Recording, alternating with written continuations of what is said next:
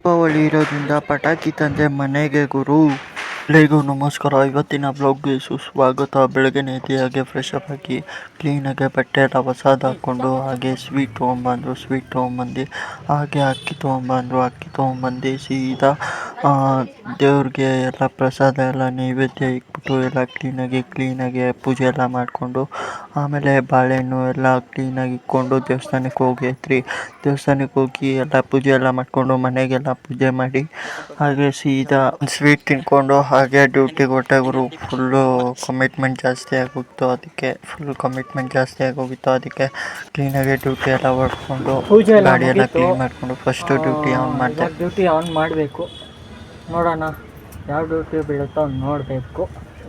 ಆ duty on ಮಾಡಿಕೊಂಡು ಹೊರಡಬೇಕು. ಯಾಕಪ್ಪ ಅಂದರೆ ತುಂಬ ಕಮಿಟ್ಮೆಂಟ್ ಇದೆ, ಅದಕ್ಕೋಸ್ಕರ ಗುರು. ಫುಲ್ಲು ಕಮಿಟ್ಮೆಂಟ್ ಗುರು, ಏನು ಮಾಡೋಕ್ಕಾಗಲ್ಲ, ಹೋಗಲೇಬೇಕು ಅಷ್ಟೆ. ಏನಂತ ನೋಡೋಣ. ಫಸ್ಟು ರ್ಯಾಪಿಡೋ ಆನ್ ಮಾಡ್ತೀನಿ. ರ್ಯಾಪಿಡೋ ಆನ್ ಮಾಡಿಕೊಂಡು ಆಮೇಲೆ ಊಬರು ಆನ್ ಮಾಡ್ಕೊತೀನಿ.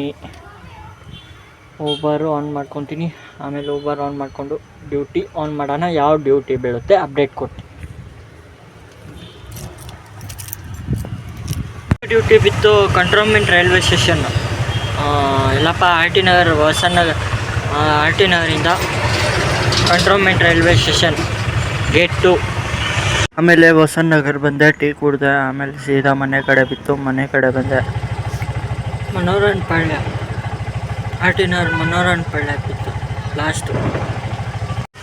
ಗ್ಯಾಸ್ 200 ರೂಪಾಯಿಗೆ ಹಾಕ್ಸಿದೆ. 100 ರುಪೀಸ್ ಕ್ಯಾಶ್ ಇತ್ತು, 100 ರುಪೀಸ್ ಅಕೌಂಟ್ಗೆ ಹಾಕ್ತು.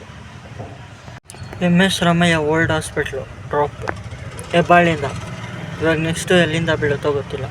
ಅಲ್ಲಿಂದ ಆರ್ ಟಿ ನಗರ್ ಬಿತ್ತು. 2 ಪಟಾಕಿ ತೊಗೊಂಡು 3 ಪಟಾಕಿ ತೊಗೊಂಡು ಒಂದು ಸುಸೂರು ಬತ್ತಿ 2 ಲಕ್ಷ್ಮಿ ಬಾಂಬ್ ತೊಗೊಂಡು ಸೀದಾ ಹೊಡೆದ್ಬಿಟ್ಟು ಸೀದಾ ಮನೆ ಕಡೆ ಬಂದೆ. ಅಷ್ಟೇ ಇವತ್ತಿನ ಬ್ಲಾಗು. ಮತ್ತೆ ನಾಳೆ ಸಿಗೋಣ.